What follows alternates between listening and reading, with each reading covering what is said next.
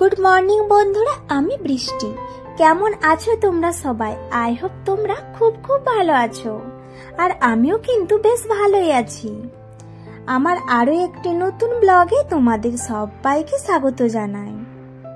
ঘড়ির কাঁটা এখন সকাল 6:30 ঘরে, আর আজকে বৃহস্পতিবার। এখন থেকে তোমাদের সাথে নিয়ে আমি আমার নিউ একটি ব্লগ শুরু করলাম। আই হোপ আজকে ব্লগটি তোমাদের ভীষণ ভীষণ ভালো লাগবে। আর যদি আজকে ব্লগটি তোমাদের ভালো লেগে থাকে তাহলে কিন্তু প্লিজ একটি লাইক করে দিও, আর সম্পূর্ণ ভিডিওটি তোমরা কিন্তু অবশ্যই দেখো। জানো তো বন্ধুরা, আজকে অনেকটা সকালে ঘুম থেকে উঠেছি, মানে চোখ থেকে ঘুম ছাড়ছে না, তারপরে উঠতে হয়েছে। আর ঘুম থেকে উঠে ফ্রেশ হয়ে নিয়েই চলে এসেছি পুরো কিচেনে। ঘুম থেকে উঠতেই হয়েছে আজকে, কারণ আজকে আছে আমার সোনাইয়ের মর্নিং স্কুল। ওর স্কুল বাস আসবে সকাল 7:30টায়। তো যেই কারণে আমি না 6টার দিকে ঘুম থেকে উঠেছি, আর এখন চলে এসেছি কিচেনে, মানে ফ্রেশ হয়ে নেওয়ার পরেই কিচেনে চলে এসেছি। ওর আমি মানে স্কুলের টিফিনটা রেডি করে দিচ্ছি। আজকে টিফিন আর কিছুই বানায়নি, তো বাড়িতে যা ছিল সেগুলোই কিছু কিছু করে 3-4 রকমের আমি দিয়ে দিয়েছি। যেমন বিস্কুট দিয়েছি, তারপরে ঝুড়ি ভাজার মতো দিয়েছি, আর আঙুর দিয়েছি, মানে 3-4 রকমের জিনিস দিয়ে দিয়েছি। স্কুল থেকে বলাই ছিল যে কিছু বানিয়ে দিতে হবে না, আর বেশিটা টাইমিং নয়, 7:30 থেকে 11:30, যে কারণে একটু একটু করেই আমি 3-4 রকমের ওকে দিয়ে দিয়েছি খাবার। টিফিনটা তো আমার রেডি হয়ে গিয়েছে, আর এরই মধ্যে আমার সোনাইও ঘুম থেকে উঠে পড়েছে।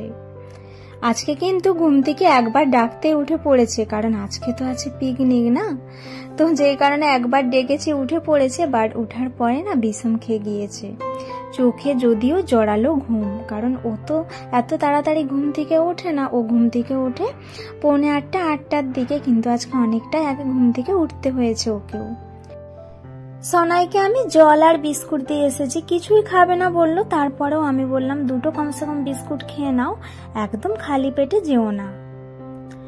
এখন আমি ইস্ত্রিটা করে নেব ওর স্কুল ড্রেসটা, কিন্তু আবার ইস্ত্রিটার আগের মতন কি হয়ে গিয়েছে, মানে ইস্ত্রি হচ্ছিলই না। তারপরে অনেক কষ্টে আবার ইস্ত্রিটা মানে স্টার্ট হয়েছে। স্কুল ড্রেস ইস্ত্রি আমার হয়ে গিয়েছে, তো বাবুর ব্যাগে আমি ওর টিফিনটা ভরে দিলাম, জলের বোতল দিয়ে দিলাম। আর এই যে স্কুল ইউনিফর্ম পরে প্রায় রেডি হয়েই আসছে, তো সক্সটা পরিয়ে দিলাম। ঘরের মধ্যে না তেমন একটা কিন্তু ঠান্ডা লাগছে না, তাই সোয়েটার ওকেও পরায়নি। তো ভেবেছিলাম মনে হয় ঠান্ডা লাগবে না, তো সোয়েটার পরায়নি, ইউনিফর্ম পরিয়েই এখন আমি ওকে একটু ক্রিম লাগিয়ে দিলাম, মাথাটা আঁচড়ে দিলাম। তারপরে আমাকে বললো যে মা তুমি চলো আর পাপা চলো, দুজনেই দিয়ে আসবে, আমাকে বাসে দিয়ে আসবে। তাই আবার আমাকেও রেডি হতে হলো। তো রেডি হয়ে বেরিয়ে গিয়েছিলাম, দরজার কাছে গিয়েছি, মানে দরজাটা খুলেছি, এত জোরে ঠান্ডা লাগলো। তো আবার সোনাই ব্যাকে এসেছে, নিচেতেও চলে গিয়েছিল, বললো আমাকে সোয়েটার দাও। আমি ওকে আবার তাড়াতাড়ি করে সোয়েটার পরিয়ে দিলাম। আমি তো আর সোয়েটার পরিনি, বাট আমাকেও না অনেক ঠান্ডা লেগেছে আজকে।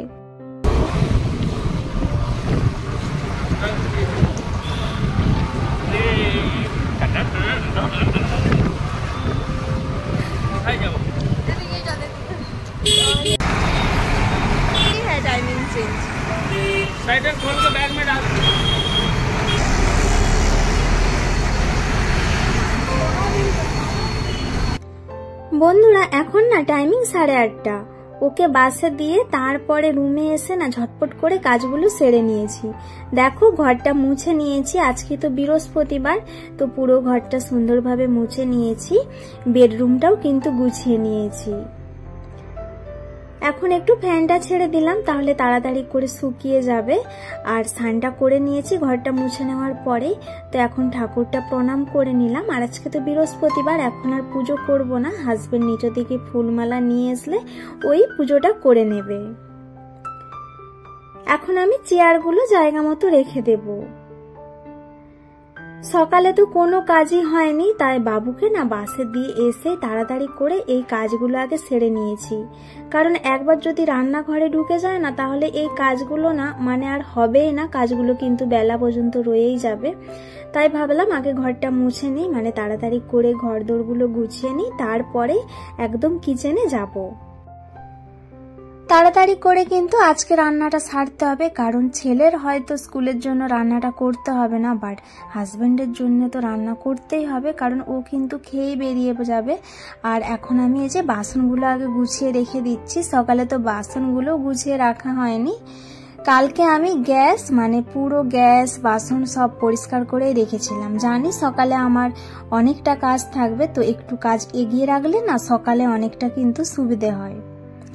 আনাজগুলো কালকে কেটে রাখা হয়নি, তো পুঁই মেজরি আজকে রান্না করব। পুঁই মেজরিগুলো না জামাইবু এনেছিল, অনেক দিনের। আমি এইভাবে বক্সে রেখেছিলাম, তো এখনো কিন্তু ভালো আছে, মনে হচ্ছে যে এখনো কিন্তু 4-5 দিন রয়ে যাবে, খারাপ হবে না। আর এই যে ছাতুর প্যাকেটটা দেখো খারাপই হয়ে আসছে, এটা আমি এইভাবে চিকে রেখে দিয়েছিলাম, বক্সে রাখা হয়নি, যেই কারণে কিন্তু ছাতুগুলো পুরো খারাপেরই দিকে। তো রান্না বসিয়ে দিলাম। এদিকে একটু নিম ভাজা করে নিলাম, নিম বেগুন বানাবো। প্রথমে নিম পাতাটা বেছে নিয়ে ধুয়ে নিয়ে কড়াতে কিন্তু শুকনো কড়াতে আমি ভেজে নিলাম। আর এখন আমি কড়াইতে তেল দিয়ে দিলাম, তো তেলের মধ্যে দিয়ে দিলাম বেগুন। দেখো বেগুনটাকে কিন্তু আমি এরকম চৌকো চৌকো করে কেটে নিয়েছি। নুন আর হলদি দিয়ে কিন্তু বেগুনটাকে আমি ভেজে নেব লাল লাল করে। বেগুনটা কিন্তু আমার ভাজা হয়ে গিয়েছে, এবার কিন্তু আমি ভেজে রাখা নিম পাতাগুলো দিয়ে দেব। আমি একটু হাতে করে চুনা করে নিয়েছি আর বেগুনের উপরে দিয়ে দিলাম, আর আমার কিন্তু রেডি হয়ে গেল নিম বেগুন। এইভাবে কিন্তু নিম বেগুন খেতে অনেকটাই ভালো লাগে। আর এখন আমি এই যে মাশরুমটা ভেজে নেব। মাশরুমের তরকারি করতাম, বাট মাশরুমটা না প্রায় খারাপ হয়ে গিয়েছে, তো আলু দিয়ে একটু ভেজে নিচ্ছি। অনেকটা দামের জিনিস, তাই যদি একটু খাওয়া যায় তাতেই ভালো। মাশরুমের প্যাকেট কিন্তু 40 টাকা, আর কখনো কখনো 60 টাকা, এখন 40 টাকায় পাওয়াই যায় না, 50 টাকায় কিন্তু একটা প্যাকেট পাওয়া যায়। পুঁই মেজরি রান্নাও কিন্তু আমার কমপ্লিট হয়ে গিয়েছে, আর এখন এই যে পাঁপড়টা ভেজে নিলেই কিন্তু হয়ে যাবে। সব রান্নাগুলো কিন্তু আর তোমাদের সাথে শেয়ার করিনি, কারণ বুঝতেই পারছো তাড়াতাড়ি করেই কিন্তু রান্নাগুলো করতে হয়েছে। আমার রান্না কমপ্লিট, আর এদিকে হাজব্যান্ডের পুজো করা কমপ্লিট। হাজব্যান্ডকে আবার ভাত দিয়ে তারপরে কিন্তু সোনাইকে আমি আনতে যাব। আর এদিকে দেখো আজকে বৃহস্পতিবারের প্রসাদ 2 রকমের কেক আর সাথে কিন্তু সন্দেশ বিস্কুট।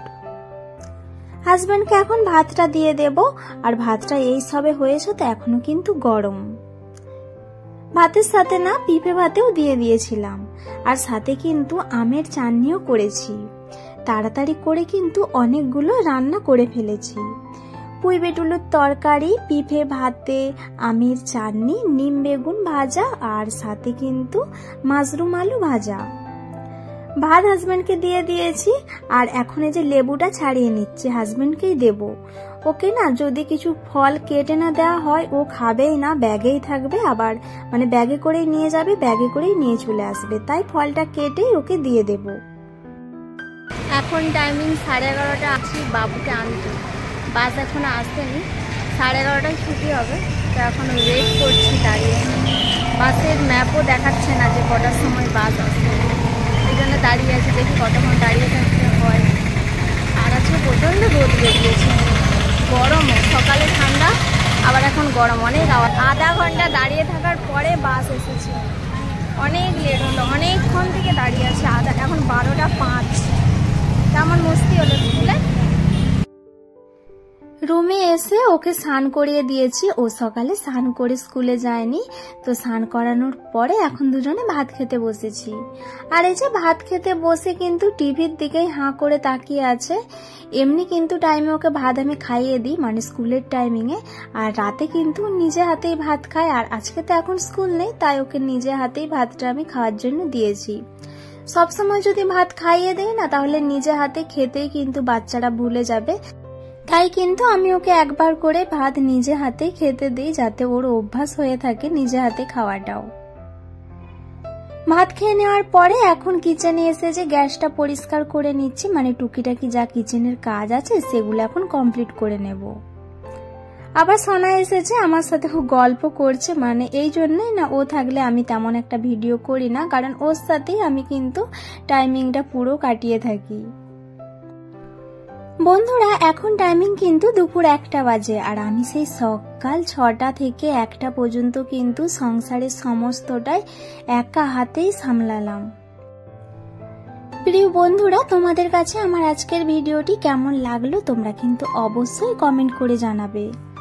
ভালো লাগলে কিন্তু অবশ্যই একটি লাইক করে দেবে এবং কিন্তু তোমরা আমার চ্যানেলটিকে সাবস্ক্রাইব করে পাশে থাকবে। যে সমস্ত বন্ধুরা আমার চ্যানেলটিকে অলরেডি সাবস্ক্রাইব করে দিয়েছো তোমাদেরকে অসংখ্য ধন্যবাদ। যে সমস্ত বন্ধুরা এখনো তোমরা আমার চ্যানেলটিকে সাবস্ক্রাইব করোনি বা আজকে আমার ভিডিওটি ফার্স্ট টাইম দেখছো, তোমরা কিন্তু প্লিজ আমার চ্যানেলটিকে সাবস্ক্রাইব করে পাশে থাকবে। সেই সাথে বন্ধুরা আজকের ভিডিওটি আমি এখানেই শেষ করছি। তোমরা সবাই ভালো থাকবে, সুস্থ থাকবে, সাবধানে থাকবে। তোমাদের সাথে দেখা হবে আমার নেক্সট একটি ব্লগে।